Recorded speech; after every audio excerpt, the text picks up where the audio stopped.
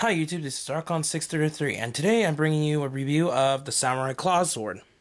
It's a really big Zord, and it looks really close, almost identical to the Japanese release, which is actually a really good thing on Bandai America's part. I don't have the Clawzord, but, I don't have Dakai-oh, but I always kind of wanted it, but I couldn't be able to afford him later on, by the time I wanted it. But so, that's why I'm just pretty much sticking to trying to get the, I guess, which, I'm not sure exactly what America will call it, but I guess it'll be, for now, I think it's pretty much the full Samurai ultrazord. Well, anyway, it's got really cool design. I'm not sure if it's going to come in well on the camera, but oh, yeah, it's not bad. The sticker here on the tail piece is really shiny. Yeah, it's pretty much looks really close to the Japanese release. Well, as all the Japanese versus American releases, they don't come with removable discs, but I guess it's not too bad. But I would have preferred if it did come with the discs. Well, anyway, to transform it, basically you remove this tail piece, put this down, turn it face up, turn these forward. Turn the feet pieces here to form the feet. Let's see, pull off, oops, sorry. Yeah, pull off this piece, the front part of the claw. As you can see, the head shown. Because of the American release, though, well, they decided, well, not they decided, but anyway, there are screws on one side of the body. So instead of just turning it and becoming like that, basically, if you prefer, just remove the arms, attach them like so that the screws won't be shown in robot mode. Let's just put this back. Okay, and then on the back, what you do is pull these orange pieces up, plug the tail piece back there, pull these down, separate the swords, and peg them according to how the pegs are on the back of the sword pieces.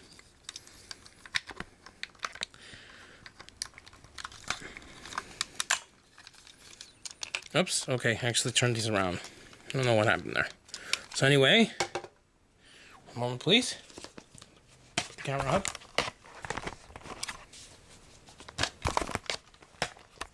There you have, one moment. I'll put one more.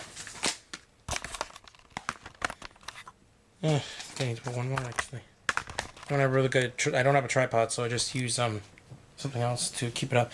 There you have the Clawzord in robot mode. This is the East form, which you don't need to do anything because also in Japan and Dakai-oh can do the same. Although the disc gimmick is removed, they still kept the changing faces, just like on the Japanese release. You can either change this by turning the dial, which can take some effort, or just pull this, like in the Japanese release, which I prefer. But anyway, here's the Samurai Clawzord in East mode. Basically, you don't need to change anything on East mode, it's just how it is. But for the final attack on East mode, these fold down and open up, and then it would just attack like with claws and everything. Also on the Japanese release, because they did remove the gimmick on the disc gimmick, okay, they removed the disc gimmick. It would be able to put a disc in there and it'll spin and everything, but since there are no disc gimmick, you can't do that. So anyway, so let's pull this up. And now, one moment, I need to remember what the next one's called. The West form. To turn it to West, you just simply turn it to the right. Wait. Okay, never mind. This is South. Okay, we're in South. For South mode, what you do is pull off the swords, then fold them. So, turn around, then you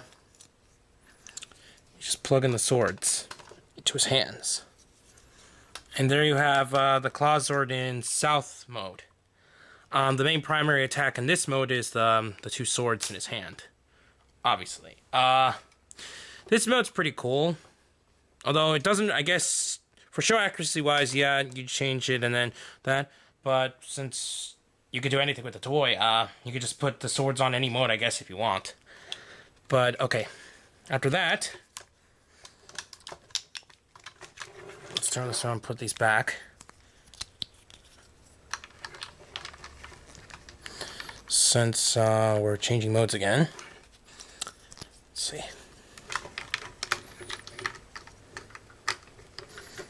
And now, turn this, and now we have the East mode. Oh, I heard it said East, sorry. The West mode. For the West mode, you pull on these back pieces here. This is the only mode that's like that, with this down for some reason, so it just looks like that. And for this, pull these up. And pull these up. And take off the tail piece. And this becomes the fan for the West mode here. And there you have the Clawzord in West mode.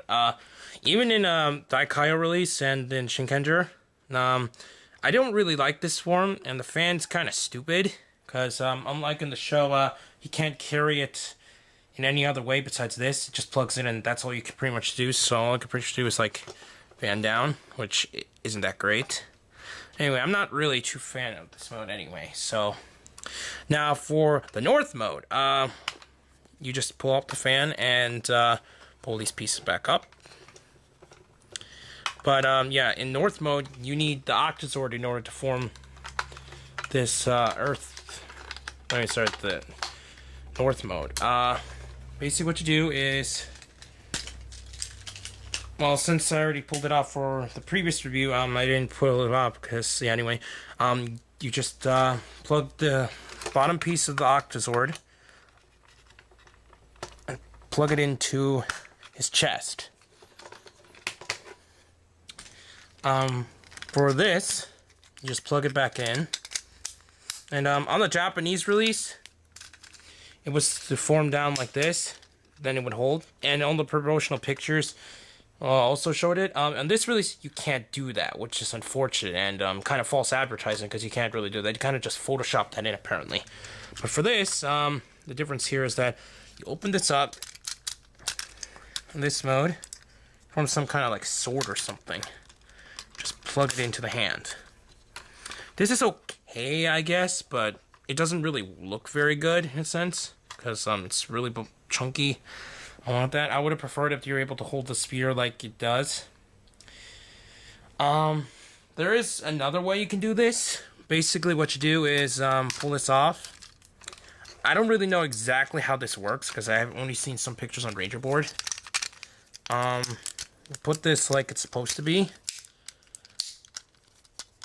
and then what you do is then take the sword and kind of just put it into the hole there, and then plug the sword into his hand.